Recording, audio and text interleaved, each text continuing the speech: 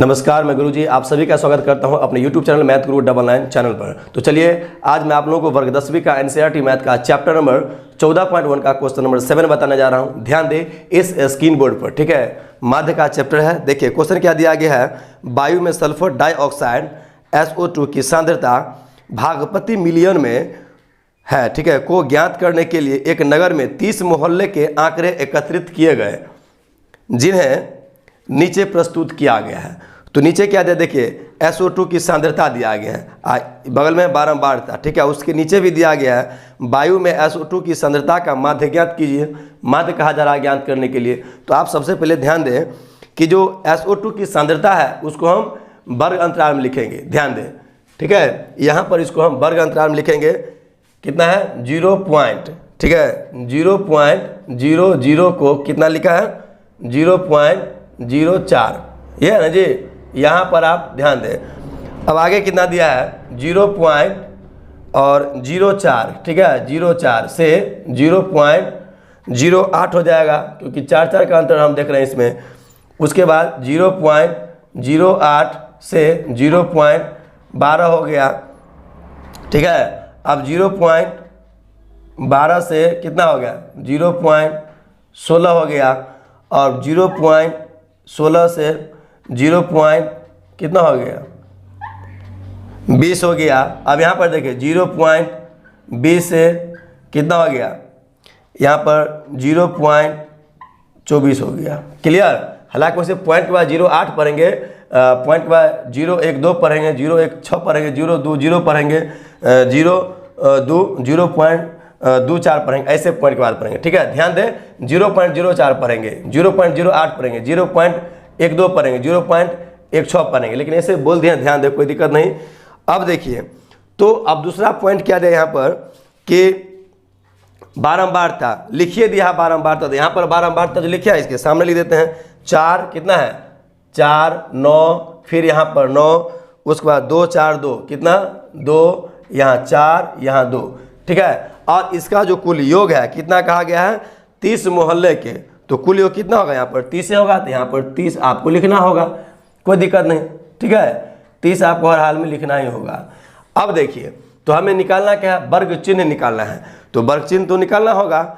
अब यहाँ ध्यान दें, तो वर्ग चिन्ह निकालने के लिए क्या करें, इन दोनों को जोड़ेंगे, ठीक है। 0.00 में कितना जोड़ेंगे, 0.04, इतना ही रह जाएगा। यानी कि 0.04 जब रहेगा तो इसको हम 2 से भाग देंगे, कितना आएगा, 0.02 आएगा। तो इसको यहाँ पर हम लिख देंगे, ठीक है। यहाँ पर 0.0 और यहाँ पर 2 आ गया, कोई दिक्कत नहीं। अब ध्यान दे, इसको भी जोड़ेंगे तो 0.04 है, 0.08 हो गया, कितना हो गया, 0.12, कितना, 0.12। अब 2 से अगर भाग देंगे तो कितना हो जाएगा, 0.6 होगा कि नहीं जी, 0.06 हो जाएगा, इनके 0.06 हो जाएगा। अब आप ध्यान दें, 0.06 हो जाएगा तो यहाँ पर जो लिख देंगे, ठीक है। नहीं तो ऐसे समझ जाएंगे कि 0.00 से लेकर 0.04 दिया है, सब ऐसे है। 0.04 से लेकर 0.08 दिया है, तो अंतर कितना का, केवल और केवल 4 का, सब में 4 जोड़ते चले जाते हैं। तो 0.02 है तो 0.06 हो गया। अब 0 पॉइंट कितना होगा, 0.10 हो जाएगा। क्लियर। यहाँ कितना हो जाएगा, तो 14 हो जाएगा, 0.014, ठीक है। और यहाँ पर 0 पॉइंट, ठीक है, 14 कितना होगा, 18। यहाँ पर 0 पॉइंट, ठीक है, और 18 कितना हो गया, 22, इतना होगा। हालांकि आप ऐसे पढ़ेंगे 0.22, 0.18, 0.14, ठीक है। ये ध्यान दे देंगे थोड़ा, ऐसे आपको समझने में आसान रहेगा जो बोल रहे हैं। तो अब देखिए, ये तो आपको समझ में आ गया, यहाँ तक कोई दिक्कत नहीं। अब FI XI दिया, दोनों को हम क्या करें, गुना करेंगे, ठीक है। इस गुना का प्रकृति को समझिए। तो जब गुना करेंगे तो कितना, 0 पॉइंट, ठीक है, 0, 4 दूना 8, इतना आएगा कि नहीं। फिर 9 से गुना 9 के 54 हो जाएगा। तो यहाँ पर देखिए 54.0 ऐसे ही रहेगा। फिर 10 9 90 हो जाएगा, तो 0 पॉइंट यहाँ पर 90 ऐसे हो जाएगा। समझ आ रहा है ना जी। 14 दूना 28 हो जाएगा, तो यानी कि 0.28, ठीक है। 18 चौक कितना हो जाएगा, 72, तो यानी इससे पहले 0 है तो 0.72 हो जाएगा, कोई दिक्कत नहीं। और 22 दूना 44, यानी कि 0 पॉइंट, ठीक है, 0.44। आप चेक भी करेंगे ना, इस 2 को 0 से जब भी गुना करेंगे 0 होगा, इसलिए डायरेक्ट गुना करते हैं भाई गुना 44, ठीक है। इस 4 को जैसे 0 से गुना करेंगे 0 हो जाए, इसलिए 18 चौक 72 करते हैं, इससे पहले 0 बैठा देते हैं।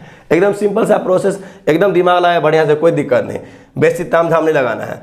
देखते हैं यहाँ पर 0.14 गुना करेंगे कन्फ्यूजन होगा, इसलिए 0 पहले दे दो, क्योंकि 2 को 0 से जब गुना करें 0 होगा ना, तो 14 दूना 28 कर दिए, इससे पहले 0 बैठा दिए। क्लियर, यही था। तो ये आपको समझ में आ गया। चलिए अब इसका जो कुल योग होगा वो कितना होगा, 2.96 होगा। इसका कितना होगा, 2.96 हो जाएगा। इसको आप ध्यान दें, 2.96 हो जाएगा कुल योग, आप जोड़कर चेक कर सकते हैं, ठीक है। 2.96 हो गया, 2.96 आप पढ़ेंगे इसको। तो चलिए अब इसका माध्य निकालते हैं। कोई विधि से कह रहा है ज्ञात करने के लिए, तो हम डायरेक्ट विधि का प्रयोग करते हैं, ठीक है, डायरेक्ट मेथड का प्रयोग करते हैं, प्रत्यक्ष विधि का, ठीक। तो लिखेंगे यहाँ पर माध्य बराबर, क्या लिखेंगे, माध्य बराबर सिग्मा F1 और FI है, F1 नहीं FI है, और सिग्मा FI। क्लियर, ये आप ध्यान दें।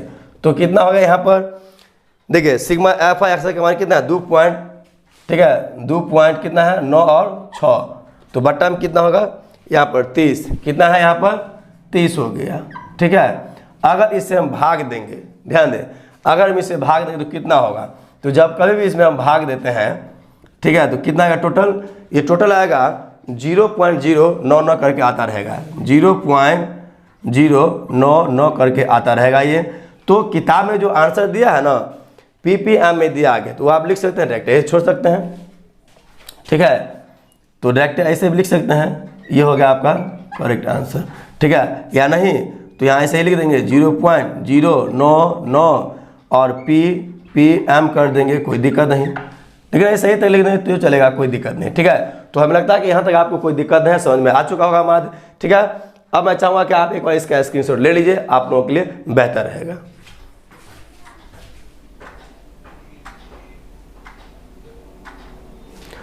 तो चलिए अब आप इसका स्क्रीनशॉट ले लिए, अब आपको कोई दिक्कत भी नहीं है। मैं आपसे नेक्स्ट वीडियो मुलाकात करता हूँ, तब तक के लिए आपको बहुत बहुत धन्यवाद।